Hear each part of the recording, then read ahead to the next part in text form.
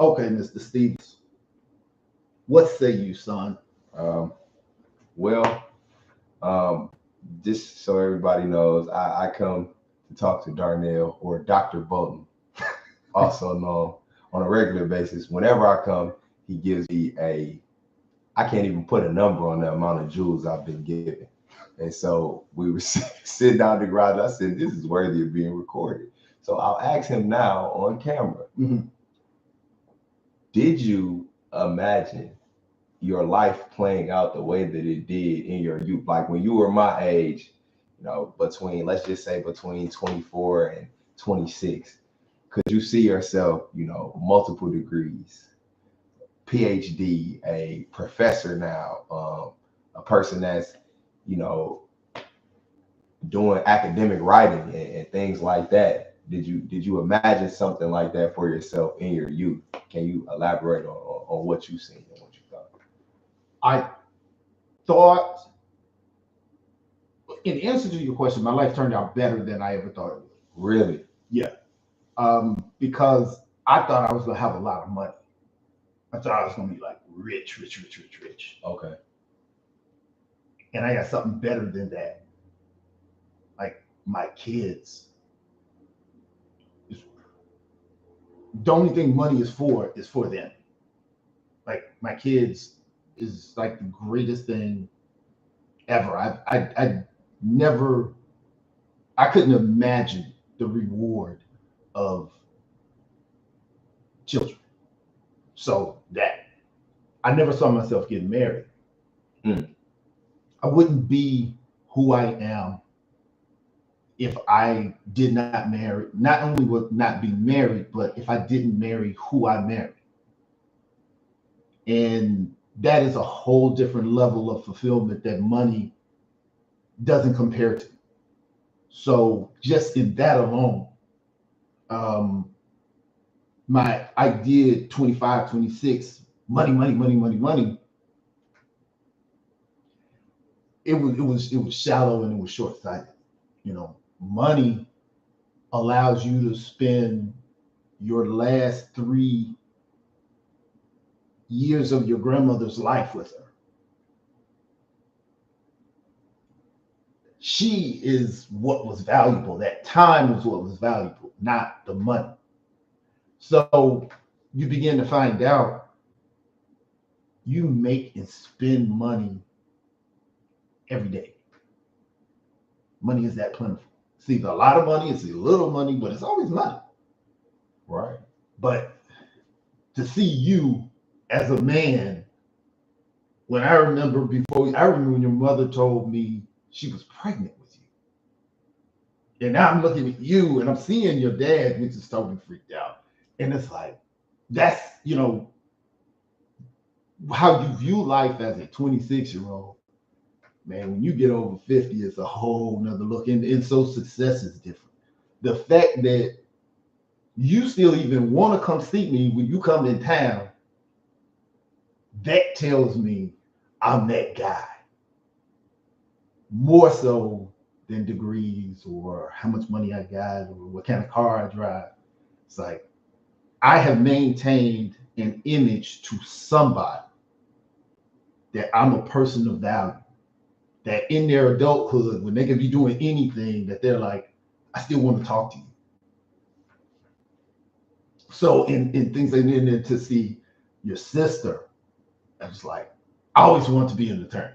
I went to law school, and then to see her, it's like, that's the little baby. I remember her. She was like 9 or 10 years old. Oh my God. And then the last time I was at your mom's house, Mhm. I thought it was you coming in. I hadn't seen D in a minute. And I'm standing there in your mom and dad's house. And, I see some big tall person come in. And I'm thinking, oh, that's Jairus. Because I hadn't seen D. Man, it was so good to see that dude. And now me and D used to clown when he was little. Because your dad would be gone playing basketball. And he would either be on the phone with D or Sarita. And I would be just harassing your brother. I'd be like, we playing basketball, I'd be pulling the shorts. be grabbing his legs, I'd be hitting him, I'd be talking crazy to him, and your father would be like, do some more. That's right, that's what he needs. He needs to toughen up. That's right, knock him down again. Jerry used to get so mad. And Serena would be like, stop telling him to do that. But you'll find out when you're looking at the success of your life, that's the success. It's not what job you got or your education. And don't get me wrong, you want those things. You want those things. But to see you guys, your mom, like for somebody to want to know you for 30 years, to keep in contact with you on a weekly basis, a lot of people don't have that. And your mom is somebody. Like your mom is the big timer in her own right. You can call it. And that we can have the same conversation that we had 30 years ago when she was a school teacher. And she's this big time figure in the system, and but when she called me, she's saying stuff that she ain't gonna say in front of nobody. And she knows she can because we felt like that. But that's really what success is. You look at your kids, you look at your wife, your grandmother did everything she's supposed to do, right? Right. She owns property, she got a lot of money, but as she got into her 90s, dementia, her health, and you go like, I got that. Bring me my grandmother. No matter what, I don't care what it's going to be. Bring me my grandmother. That's when you are the man. That's when you're the man. When you're willing to take care of your people. And you're going to do whatever you got to do. That's so. I thank God I got enough money to do what I need to do. But it's the doing that's the success. It's not, money is keeping score. You die, whatever money you got, somebody else gonna get it. Your house, somebody else gonna get it. Your car, somebody else gonna get it. Nobody else is gonna get this. So when people say, do you see yourself with this, and this? The best part of my life is not the stuff that I have. It's the people that I know. It's the relationships that have endured. It's the appreciation for the privilege of seeing people grow. Seeing you get your master's degree. And you had nothing. You just playing basketball, some little shoes, and you played high school and college, and that's really the success. And I know that sounds kind of off, but just hold on to that. Yeah, it doesn't sound off. It makes a lot of sense. I think because we're constantly getting different information about what's of value in life, and it's usually something tangible that like you could touch, or even not even something tangible. It's usually something that has something to do with like monetary gain or like status even. I think a lot of young people get lost in that frame of thought as opposed to just taking a long-term approach to things. Like one of the things that I admire about you, I haven't told you this before, but I admire about you in general. When I see you like work on your cars and just the gradual progress of it being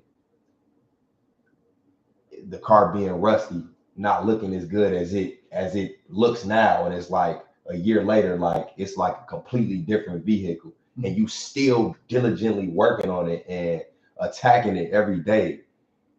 it's like a long-term and sustainable approach. And I'm like, it's admirable to me because I'm like, okay, that's why I gotta ask him questions about how he able to maintain focus on that one thing for that extended period of time like that. So you do that. I know I do it to some degree, but I think you couldn't have gotten a bachelor's degree without maintaining focus over years. You could not have gotten a master's degree without maintaining focus over years. You could not have developed your basketball game without maintaining focus over years. In all them years, stuff was happening to you. Different things was going on. Stuff that was a sure thing that you was like, oh, this is gonna happen, and then it didn't. Correct. And you're like, wait a minute, I did everything I was supposed to do. I did this, but you still persevered. And then sometimes you just gotta go, okay, I gotta do a whole change up. So you have it. I've been doing it longer. That's the only difference. I just been doing it longer. So see, I'm old now. You all are seeing everything in my life is the stuff that's left that worked. Y'all didn't see the 30 we seeing the refined dynamic. Yeah, y'all didn't see the 30 years of everything that failed. Yeah, you age like wine, it get better with time. But no, it's just after a while, like you try this in your 20s, you try this in your 20s, try this in your 20s, try this in your 30s, try this in your 30s, try this in your 40s, try this in your 40s, and 90% of that stuff failed. Well, if you come up on the brother in his 50s, well, all he got left is the stuff that worked. So you're like, yo, he got a house, he got real estate business, he got car business, he writing, he's a professor, and he works at the university in the library. He crushing it 5 different ways.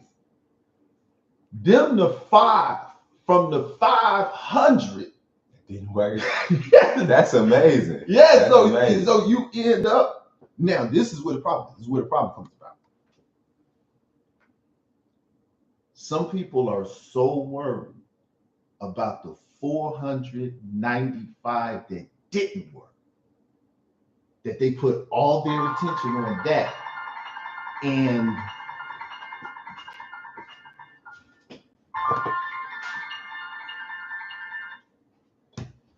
they put all their attention on that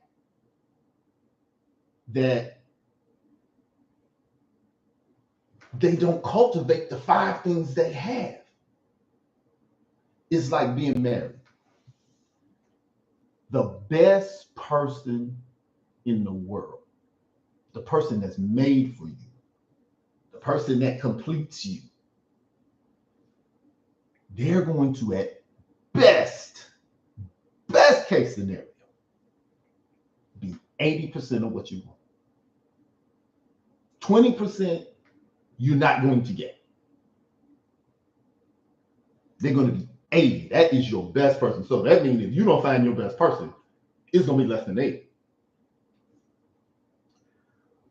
We will get many times so caught in the 20% we don't have that we will risk or lose the 80% that we do have, looking for the 20% that we don't.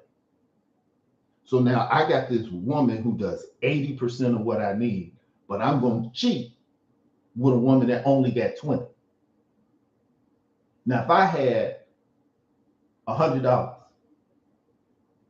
and I say I'm going to give you 80 and I'm going to keep 20, but I gave you 81s and you like the big bill, the single bill. Just because of the way it feels or the aesthetic, the way it looks. Yeah. So you're going to go, well, give me that one big bill and you can have these 81s. Would you ever do that? No, it's too easy to lose 81s. People do that. If I got one bill, I could keep track of it. But that one bill is less. It's harder to keep up with this 81s, but it's significantly infinitely more than if you had this one bill. So because I don't want to do the work, I would rather have less because it's easy. Mm. That's how we got to think. That's how we got to think. But there are many people who go, oh man, I'll do that. We don't really look at the numbers, man. We don't really look at the numbers. I'm interested. How did you come up with an 80% rule? Did you read that somewhere? I'm looking I'm around. gonna be honest with you. My wife and I've been married 100 years, and somewhere around 250 years, we were not seeing eye to eye, and I never watch religious TV. Well, no, that's not true. I rarely watch this particular person, and this was a long time. This may have been 10 or 15 years ago, but I had made it in my mind. When she comes home, I'm gonna tell her we gotta go, we gotta split. And TD Jakes came on TV. Not a person that I necessarily admire or read his books, watch him on TV, listen to his sermons. I don't find him interesting. I don't find him compelling. It was just he just doesn't do it for me. Complete happenstance this particular instance. Right at that moment, that is what came on the television. And he was saying that about 80% and 20%. And I had to sit down and ask myself, is she 80%? I might give her 87, 88. I said, I need to sit my ugly self down before I mess up over whatever's going on right now. Marriage is not about right now. Marriage is the totality of the relationship, and it's bigger than the sum of its parts. My parents have been married over 56 years. And I remember somewhere around 51, 52, 53. I asked Daddy, because I had been married a long time by that time. And I was like, how did you do that? And he started laughing, joking. I'm like, no. It's real talk. How did you do that for over a half of a century? How do you stay engaged in this process? And he told me, he said, it's not about, you have to always remember it's bigger than you. It's bigger than your happiness. It's so many people tied to me and Tamika's marriage. It's people that don't know people our age married this long.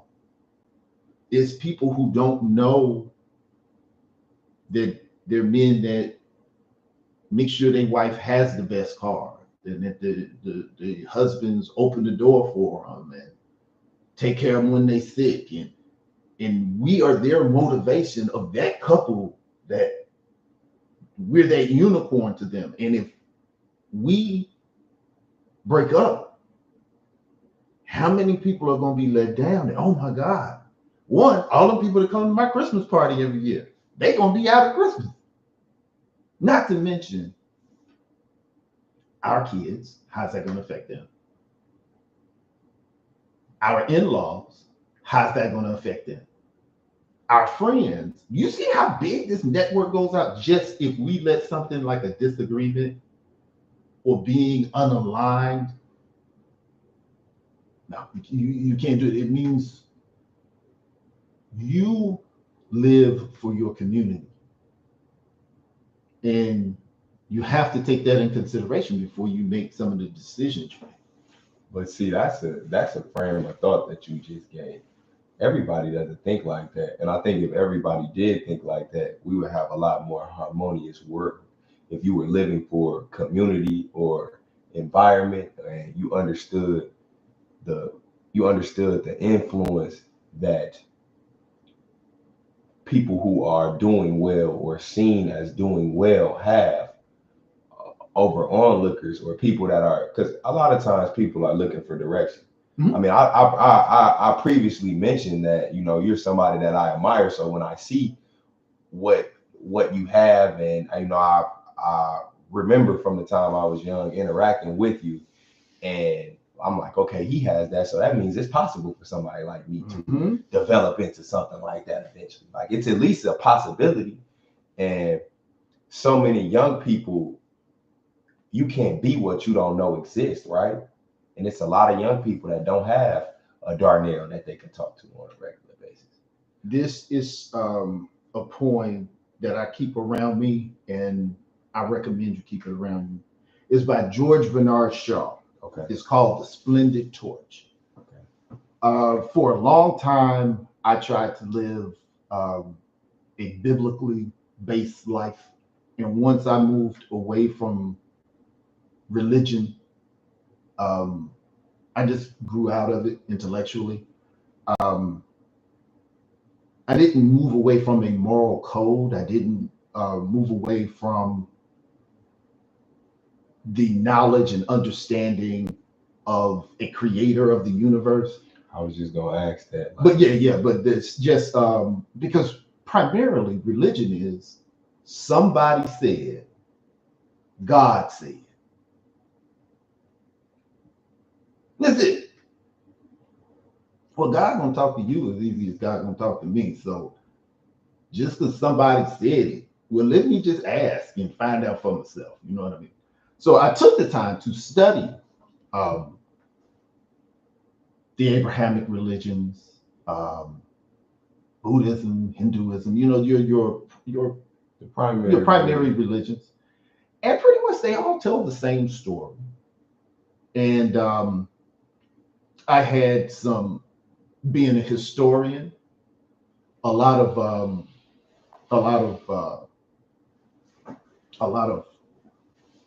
things just don't line up in some of the inspired writings. So that just caused me to move away from that.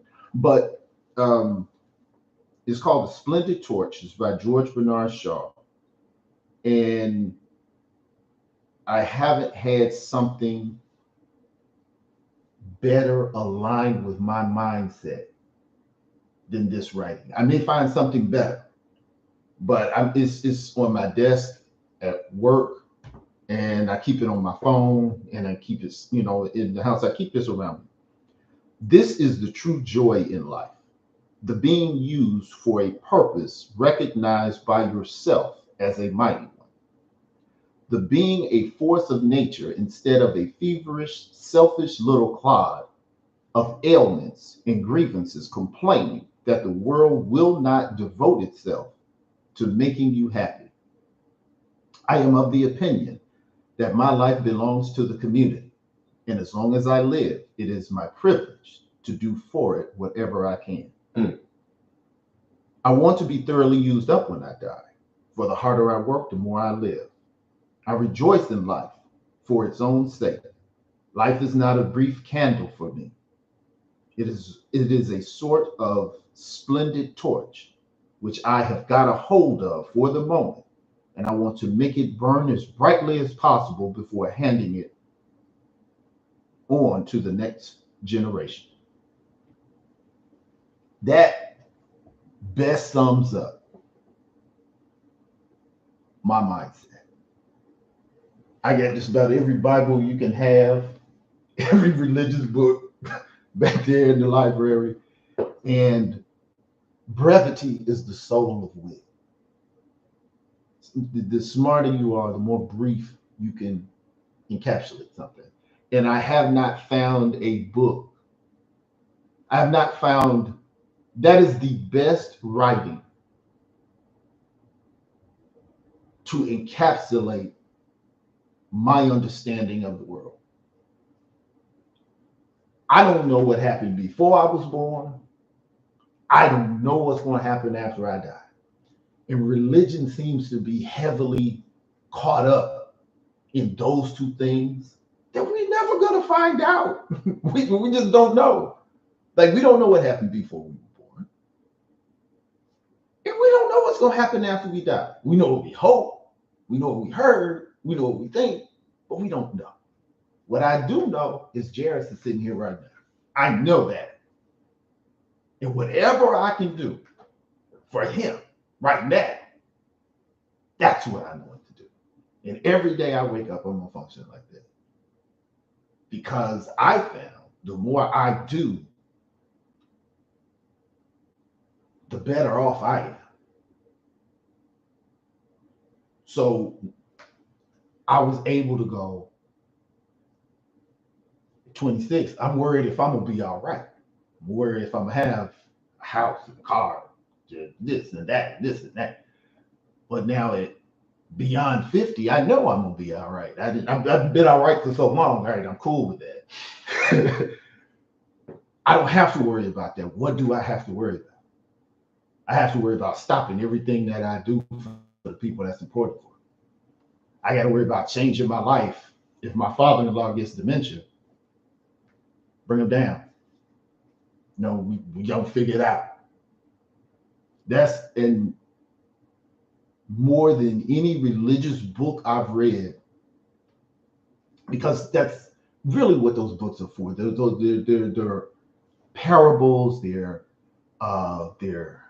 analogies to inspire you to function at your zenith. That's really what it is. It's for you to function at your best self. And when you're functioning at your best self, you enjoy life better, because everything on earth is here for only two reasons: for you to enjoy it and for you to learn from it. That's it. So you mentioned happiness, and you said that your father said that things lasted for as long as they did, or where his relationship with your mother was able to withstand the test of time because it was bigger than him and it wasn't always about his happiness. I would venture to say that understanding that is a deeper understanding, because it's you won't even register happiness without having sadness. Like, one can exist without the other. So it's a much more sustainable frame of thought to say it's good to be happy, but it's not priority.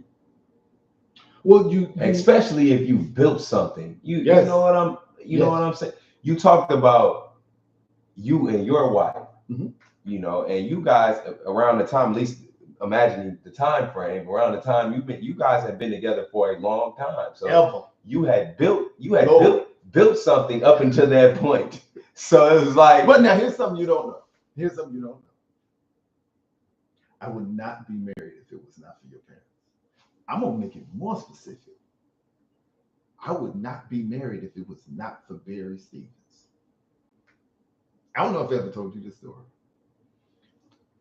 We were at your mom's job at the career center, and I met your dad. And this was when I really didn't know him good, but we were cool. Like, we were cool. But it's very few people that, and I've had the pleasure of having this, man, less than 10 times in my life. But with your parents, I was just as cool with your dad as I was your mom. So I could be at your house chilling with your mom, your dad come home, she walk off, I'm there another 2 or 3 hours talking with him, or the reverse, you know. So, but I knew your mom first, because your dad was out, I think it was Argentina playing basketball. Comes back, and I'm cool enough to be comfortable with him, but I don't know. So we're sitting outside of Sarita's office. You weren't even born. You weren't born yet. D was little. We're sitting there, And my father was a big guy, and he was in shape, so he diesel, right? And I always called your mother my big little sister. She's older than me, but she's like my little sister. I'm kind of protective of her too, and I really don't know your dad. And he was sitting there and just said, Sarita. She didn't say that. Sarita. She didn't say that. Get out here now. Like, now, I'm like, they married, so I don't, and he's like, don't have me get up. And I'm like, he messing with her.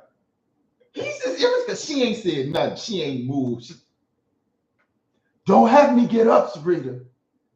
And now I'm like, oh, see, my parents didn't. I didn't see my parents interact like that. I was like, he's irritating her. That aligns so much with my personality. I was like, that's cool. Most childish thing in the world. But that registered with me. And I was like, I would like to have somebody I can do that to.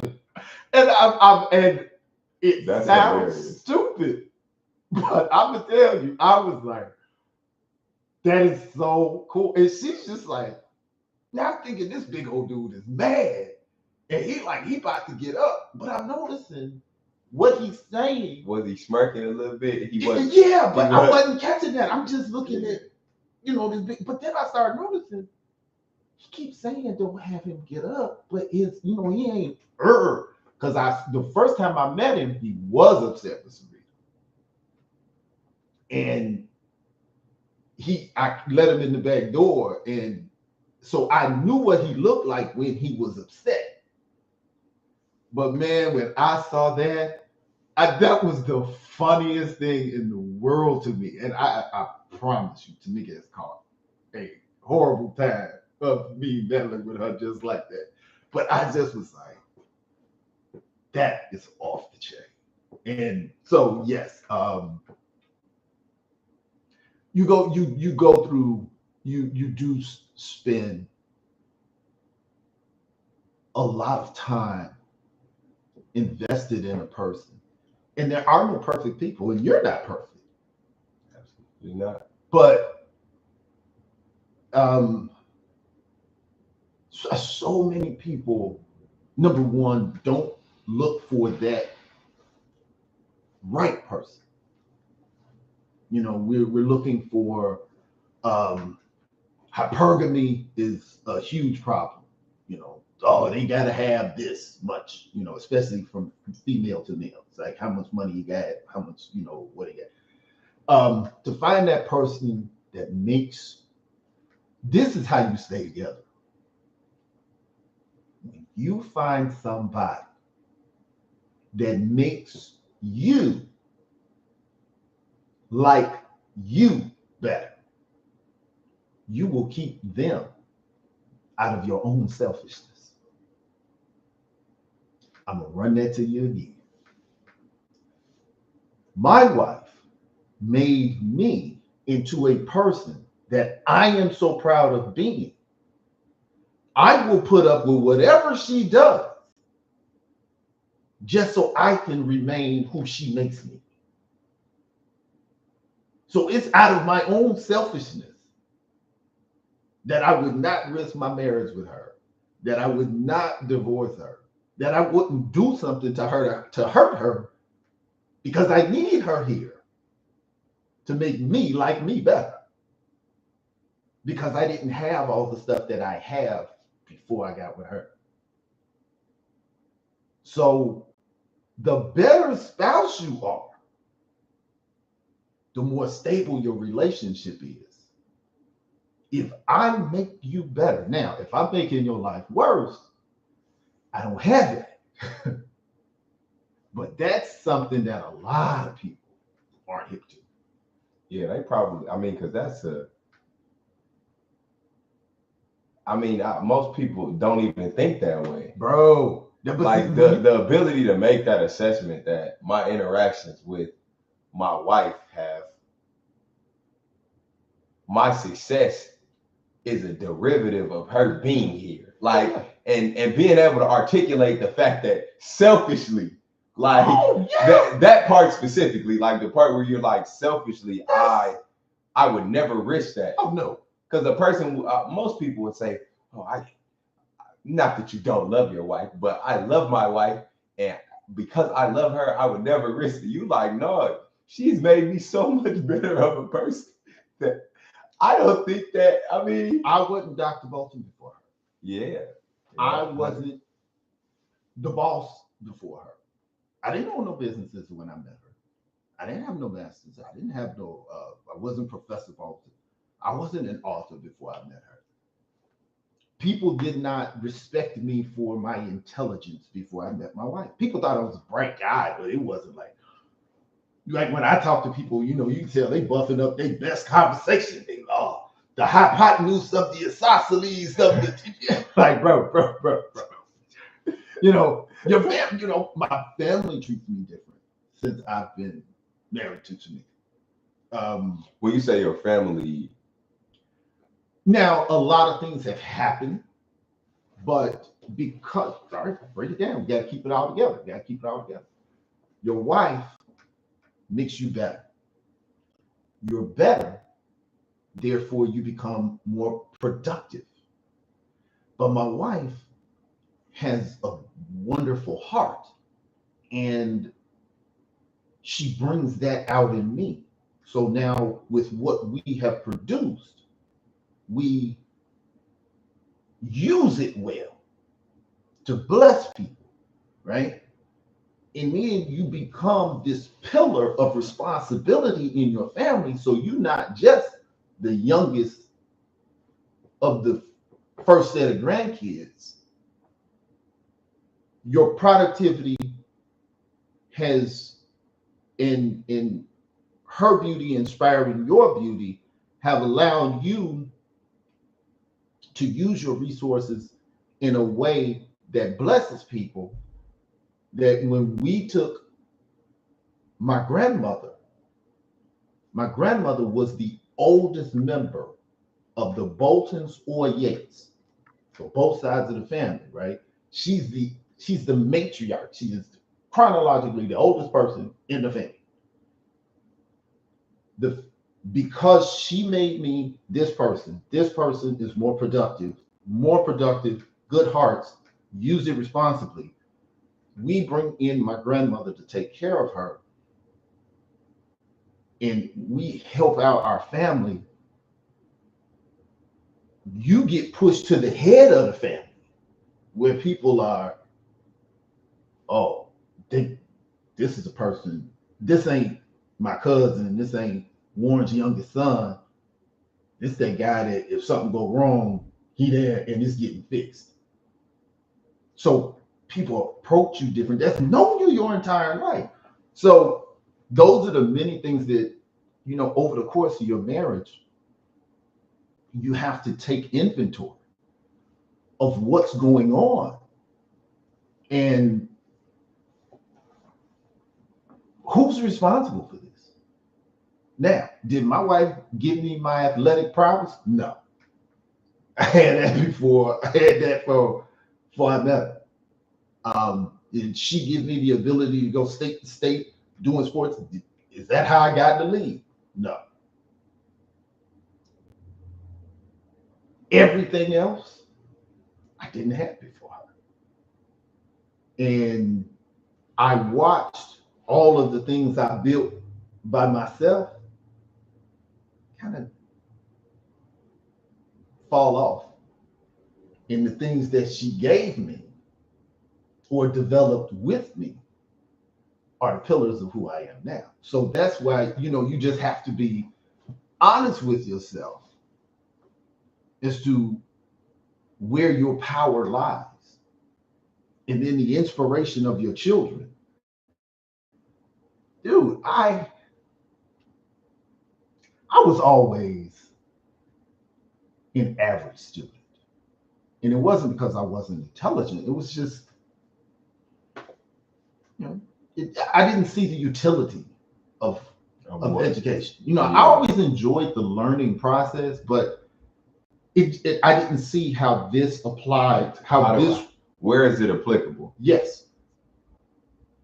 But I'm gonna tell you, once I had kids, I received 2 B's.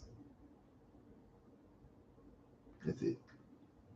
Everything else I've gotten is A's. I graduated, and the only reason I got 2 B's was because I hadn't been in school for 20 years when I went back for my master's.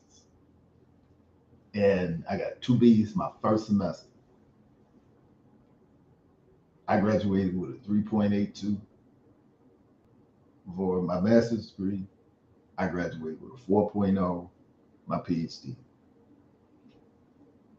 Your kids looking at you. When I got my PhD was the fastest PhD ever in the history department of UNT.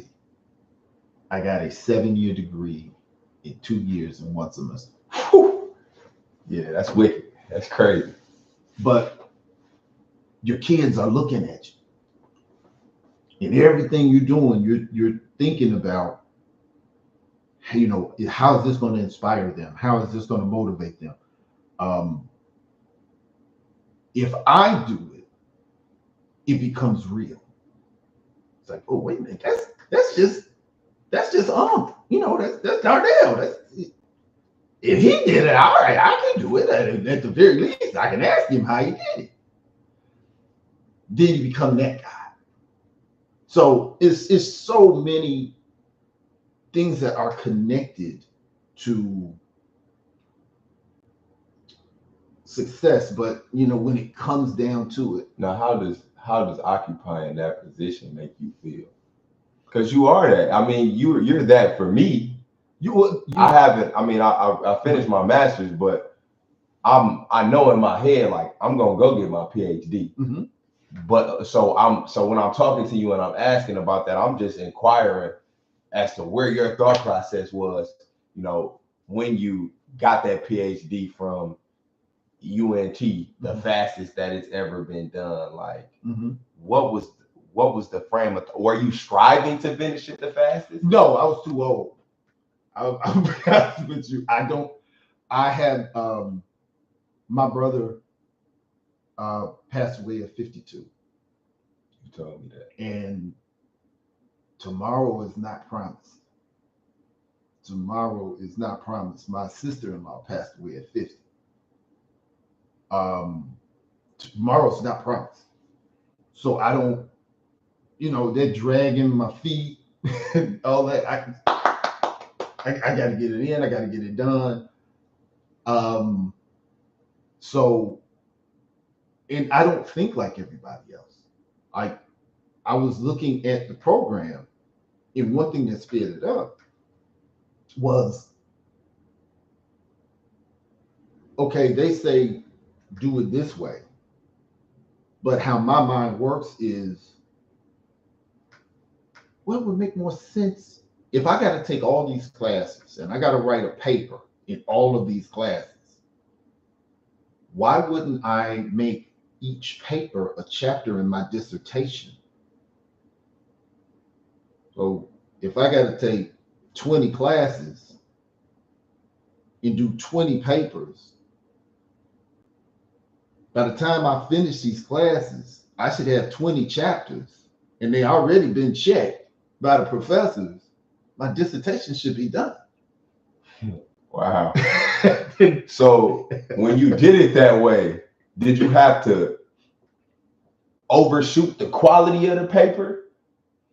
How long were these papers? What was the requirement? Because I know, a dissertation chapter can be anywhere from 30 to 100 pages. Mm-hmm. Mm-hmm. It was like this. In some points, I put 2 papers together. So let's say one was a 25-page paper and another was a 30-page paper, but they were similar in nature. I could put those 2 together. So if I'm talking about Abraham Lincoln and colonization, and Abraham Lincoln and the American Colonization Society with James Mitchell, well, I can put those two together, right? And so that makes this chapter. Some stuff I wrote so early in my program. By the time I got here, I wrote much better here than I wrote there. So, you can refine the quality of the product without having to just write a whole entire new chapter. Right. I can just I'll refine this one. But then what happened? Actually, because really I would have done it in 2 years. It took an extra semester because I actually wrote 2 dissertations. My first dissertation, 2 out of the 5 people didn't like it. And so they made me write a completely different one where I had to go 100 years back from my starting point. Yeah, from my area of study, because I studied 1860 to 1865. They had me go all the way back to 1776. And I'm like, what? I mean, I went to Jamestown, Virginia before 1776. I went all the way back to 1607, which ended up helping me in my book because now I have this knowledge. But I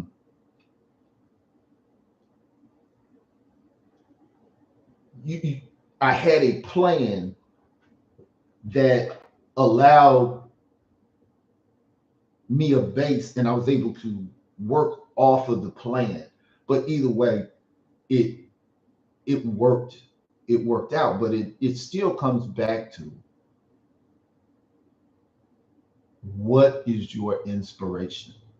And it's, a lot of people, God is my inspiration. Okay, what does that mean? What does that mean? There's no question in my mind. My wife is not a manifestation of God for me. Because when somebody's been put, even if you say, well, no, she's not God, she's an angel, all of us are God, okay? If you're going to go by the Bible, it says that God made man, and man was not animate until when? God breathed the breath of life into his lungs. Well, that means what animates us is that peace of God that's born. If we're going to take the Bible literally, that's God in us. So all of us are God, which is why God is omnipresent, which is why God is all-knowing, which is why God can be a part of everybody, because all of us are God in motion. That's what animates us if we're going to follow the Bible, which is why you got to treat everybody right, because you're God. Because you got the same breath in your lungs that Adam had. So if you're God, how can I mistreat you? That's why we got to treat our brothers right. That's why we got to be patient. That's why I have to be slow to wrath. That's why I got to turn the other cheek. So if you're going to take it that way, all of this stuff comes from your inspiration. And if you can recognize your inspiration and appreciate your inspiration, you will do great things. And rarely is your inspiration you. Man, I did this. Sometimes your inspiration is negativity. Darnell, that's real deep. Because when I apply that to my actual life, I think about basketball, right? Mm-hmm. And basketball is a very integral part of who I am as a person and how I developed, because it always gave me something to be responsible for. Okay. So you mentioned you didn't understand the utility of school. I was eternally tickled a little bit when you said that, because I did not start doing schoolwork until I realized, like, okay, I can play basketball on a high level. Yes. I can play basketball on a high level. So I'll do my schoolwork. And again, I was never just a trash student. It was just a matter of me. It had no utility. It didn't have. It wasn't. I couldn't see where I would apply these things. For how I see myself as a person, right? And so I remember, I'll never forget, I was in the 11th grade, and it was a lady at my school. Her name was Miss Sulich. You know, God rest her soul, she died. But she was like, hey, you know, you can actually go to school for this. Like, you should probably be paying attention to what classes you're taking and your eligibility for the clearinghouse, right? So I when she said that to me, I started spending a lot of time with her because I was trying to get my classes in order. So that was one thing that I feel like was a connection just between you and I that I just hadn't previously registered prior to this conversation. Another thing was when I played basketball, I always performed better when my mother was at the game. Really? Yes, but it was because my child brain is like, I can't let you outdo me in front of my mom. You know what I'm saying? And I'm like, and not only that, you know, people don't know, you know, after my dad died, my mom used to be sad a lot of times, but she enjoyed watching me play basketball. So I knew it wasn't much I could do to make her feel better, but I'm like, if I can do this and I can do this well, then she'll be happy. So it was games I had 0 points in the first half because my mom wasn't there, and finished with 25 when she walked in the game. It was so bad that my high school coach was like, Miss Stevens, you can't got to be here by the first one. You can't miss no game. We pick you up. You can't miss no more game. You know, but I mean, it's interesting because I feel the same way. Like I think when I look at myself and I look at the legacy that I represent, right? That motivates me more than just the status of being able to say, oh, I got this. You know, like, I'm like, okay, I want to go and get my education because, you know, my mom showed me the value of education growing up. My grandparents showed my mom the value of education growing up. Oh, you know it burns your mother up. I got my PhD. You know it burned her. I think it inspired her. She was like, man, he did that so quick. I just keep going. Just stay with it. She got that one all while I was talking to her. She said, yeah, you know. Yeah, you know. Yeah, you know. When I told her, I said, you know, doing my dissertation. Yeah, you know, okay, I'm gonna get myself together. Man, when I graduated, your mom was like, but that's even driving home. Iron sharpens iron. That's driving home what you saying even more, because sometimes it's not about what you feel like you want. I mean, sometimes and I think it's important to try to find something intrinsic to motivate you. But I guess now that you brought that to my attention, I've never really understood the practicality of it, because I don't think I'm always intrinsically motivated, if I'm being frank and honest. That's why who is around you is so important. That's why you dropping jewels right now. There's a reason why I stay in contact with your mother. There's a reason why your mother and I have the education that we had. I was talking to your mom before her for her dissertation. You know, she before she defended. Yeah, she defended. She, you know, playing that cool as a cucumber Sarita, but I've been knowing Sarita 30 years. I call him like, yo, sweetie, we good? Why would I not be good? It's what it is. I mean, you know, whatever. You know, she was that Sarita. But I know the other Sarita that's coming, right? I know the other Sarita coming. Bro, I called her 2 hours before her dissertation. Darnell, I'm sweating. I can't remember nothing. I'm going to forget everything. Babe, stop. You have been you since I've known you. Your dissertation is the last 35 years of your teaching. Literally. If you forget the last 35 years of your life, we got much bigger problems than a dissertation. There's something going on there, but 100%. So, She's like, all right, I'm good, I'm good, I'm good, I'm good, I'm good. And so we have our little talk. She goes, and I jump on there. And I don't know, I may have been in tears. I don't want to lie and say I was, but I don't want to lie and say I was. I was like, all right, all right, all right, all right. So she finishes, she crushes it. Everybody's like, you the man, blah, blah, blah, blah, blah. Now, I have to embarrass her because I'm Dr. Bolton, but they don't know that. I'm Darnell. Everybody's like, oh, you walk on water, you're this, you're that. And so they say, okay, now all of the panel that said what they're gonna say. And they say, now everybody who has been muted can congratulate her. And the first person they unmute is me. And I go, I'm really not impressed. And man, the look on her face was like,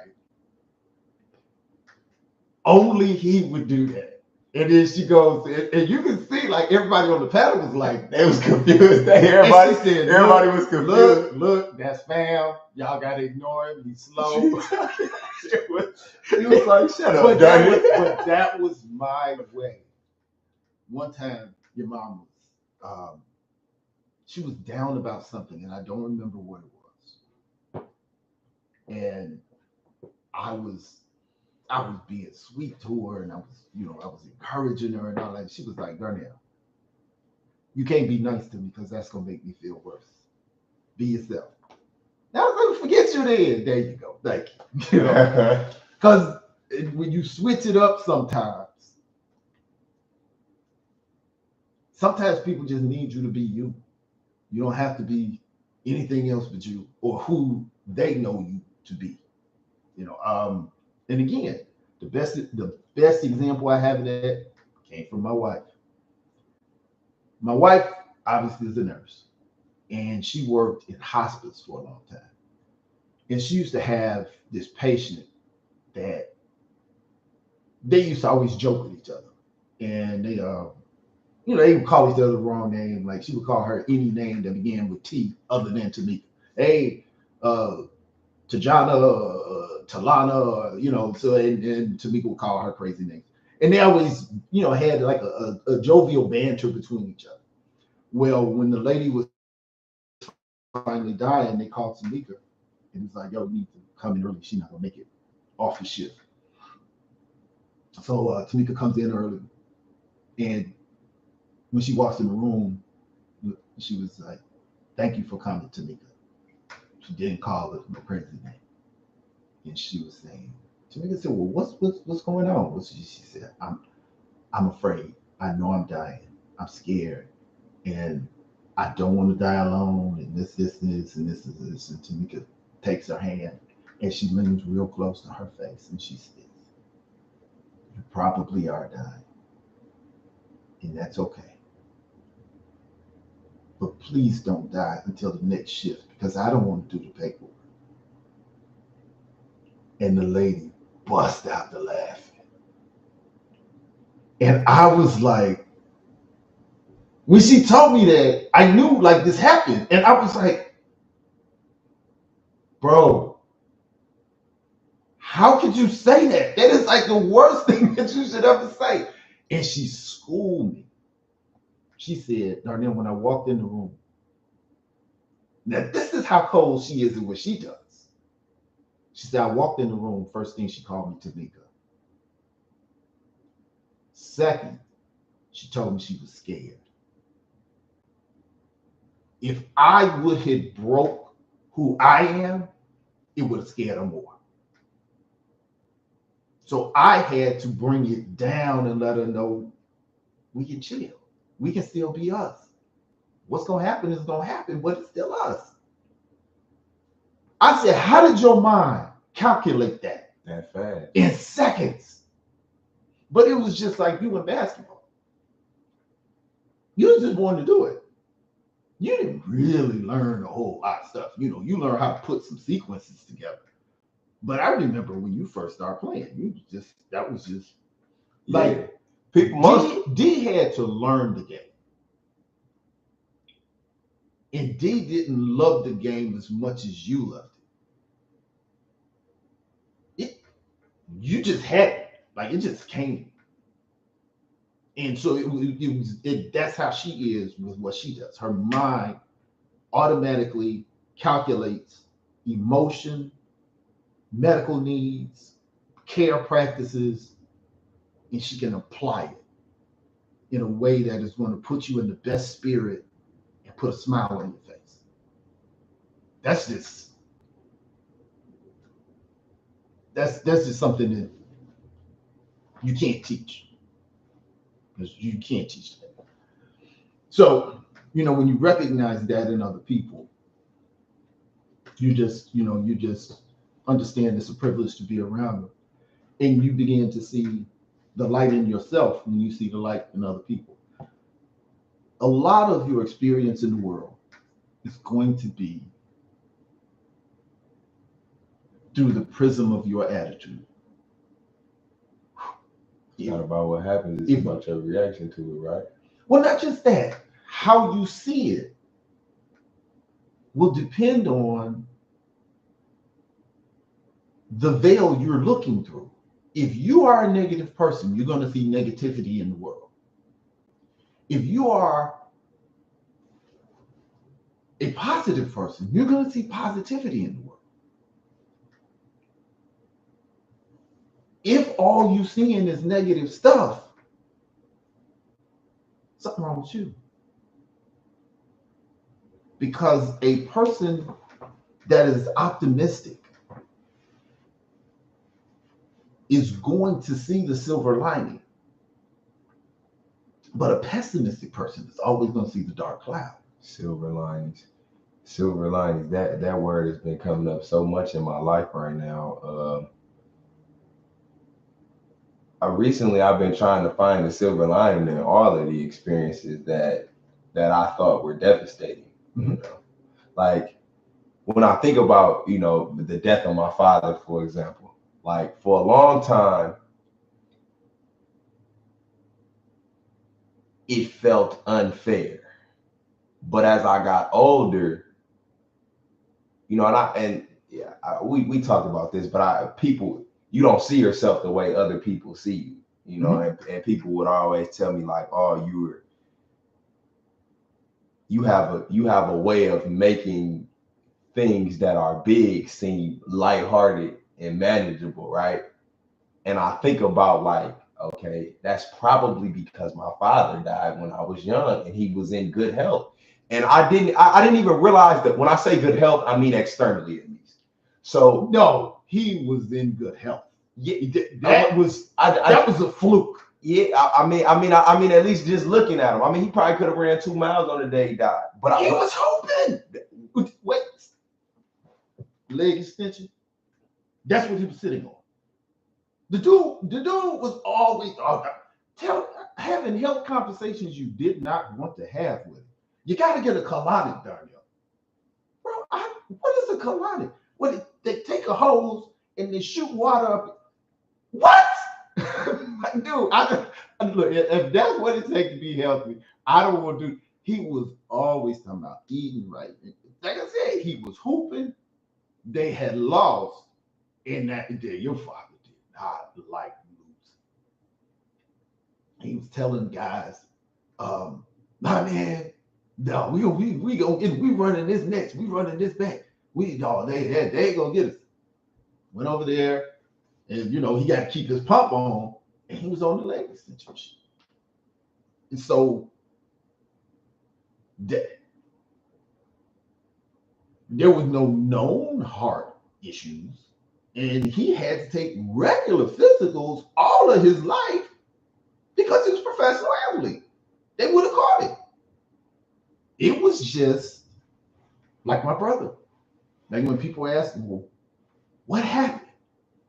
And the best answer was, it was time. Because nothing different happened with Carjay. He had no new ailments that he had not had for the past 30 years. It was just nothing. It was just it. It was nothing could be done. So yeah, he was Yeah, he didn't drink. He didn't do no drugs. He didn't smoke. No, no, no. If we go to my Range Rover right now, I believe it's in my um, console. It's the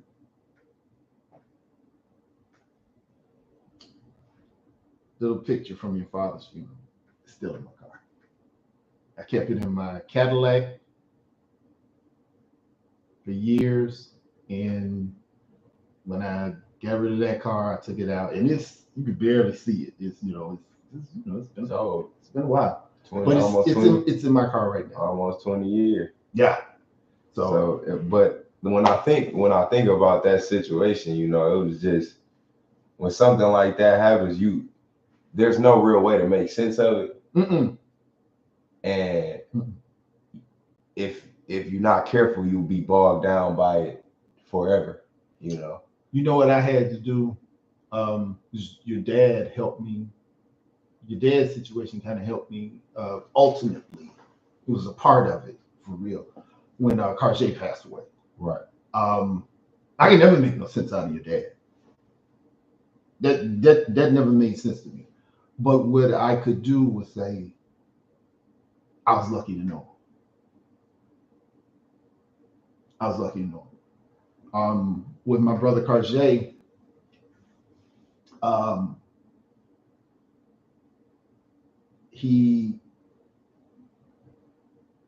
when he was born, they told my parents to leave him at the hospital because he would be a crib death. Now this was back in 1970, so it was really 60s. They was like he's not gonna make it. They didn't know the severity of his retardation, but they just thought he was gonna die, and they said that he's not gonna live a year. Carson made it. I think Carson was 52. So I'm like, we were supposed to get a year, and we got a half a century out that joint. We won. If I didn't let him know how much I love him in 52 years, I wasn't gonna let him know. So, there's some things that you don't. It doesn't make sense. It just is what it is, and that goes back to the conversation in marriage. Sometimes we can have a problem that's so big, it just is what it is. I'm sorry, you ain't gonna fix it.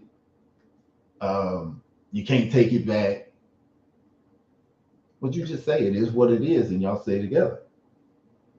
Those Damascus experiences like that, losing your dad, losing your brother, losing your friend, and you just have to learn how to say it is what it is. But your dad was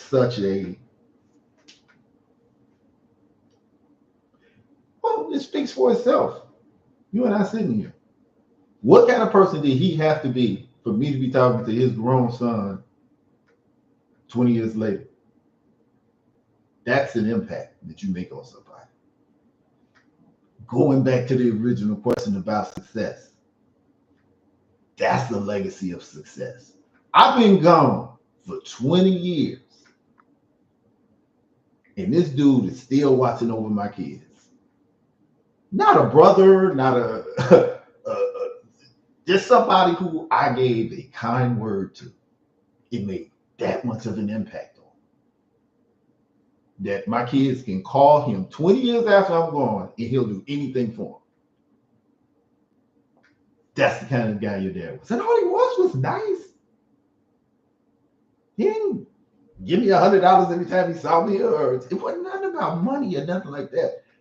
That's the guy I want to be. I want to be that guy where somebody goes, "Oh, that's Darnell's son." Do anytime. That's when you are somebody. I never saw your father play basketball unless he was playing against me. I never saw him Like I saw him on video, like when he hit the shot at Iowa State. Everybody saw that.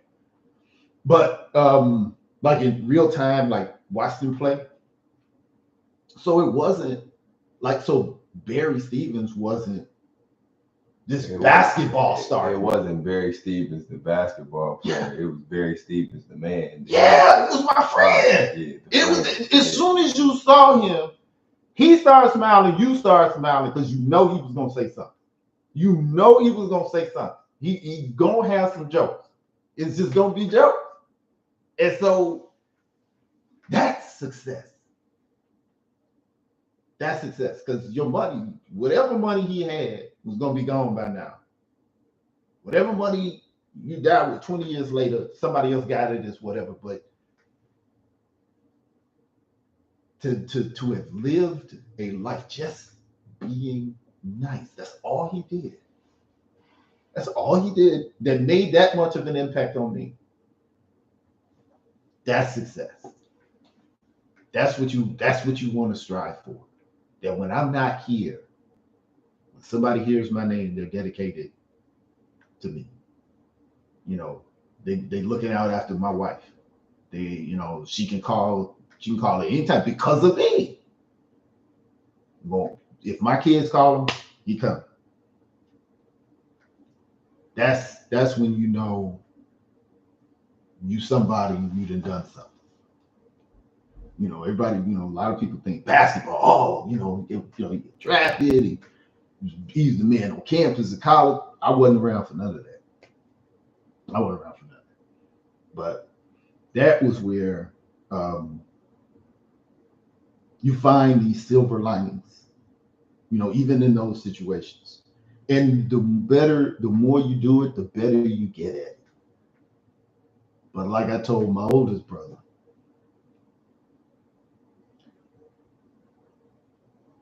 he and I have gone through everything together. But to go through everything together, you got to go through everything together. You got to go through burying your wife. You got to go through burying your brother. You got to go through crying together, laughing together. You got to go through them dark times and come out. So everything is everything. So life is no flickering candle, man. It's a splendid torch, player. That's a good way to end it. That's a good way to end it right there. Yeah.